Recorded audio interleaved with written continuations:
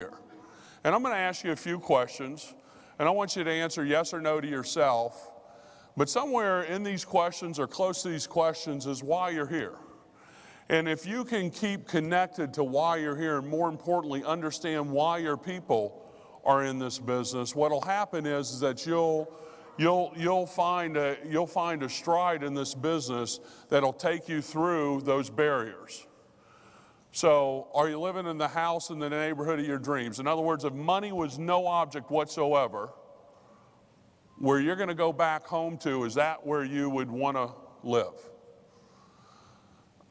What about your kids' education or your grandkids' education? Is that taken care of to the point that they can go to any university they want to throughout the world and money's no object whatsoever? You know, my 18-year-old son's a herpetologist, or a herpetologist wannabe, but he actually knows an awful lot about it. He's really into snakes and reptiles. He wants to get into the breeding business, and some of the finest schools for herpetology are in Australia.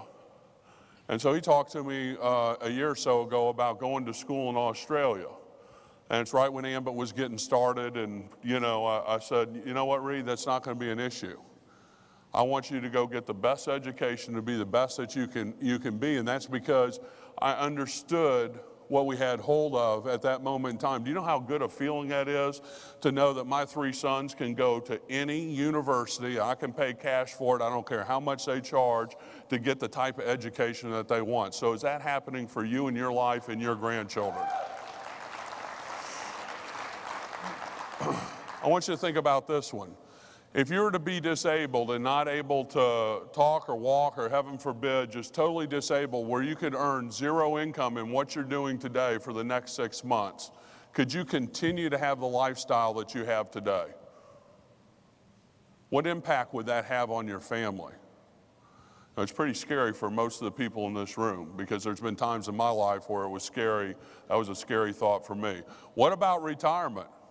Can you retire to the point where when that grandbaby is born on the other side of the country and there are complications and you got to take the next flight out, and the only seat on that flight's a first class seat that's going to cost you $2,000? Are you going to worry about having to pay $2,000, or are you going to have to wait a couple of days to get the discounted fare to take 14 stops to get from one coast to the other and pay $450? So is your retirement taken care of to the point where money's not going to be an object? What about the vehicle that you're driving? Are you driving the vehicle of your dreams? If you could drive any vehicle that you want to drive, is it what you're driving right now? Well, I promise you it wasn't that little broken down puttering thing that Chris used to own, that he doesn't own anymore as of 2 days ago.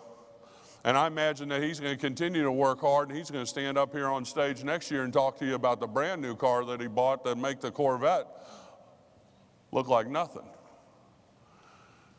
You see, folks, the reason that you're here is that you are connected to those whys that you're here. And what this business is about, this business is simply about taking those no's and turning them into yeses.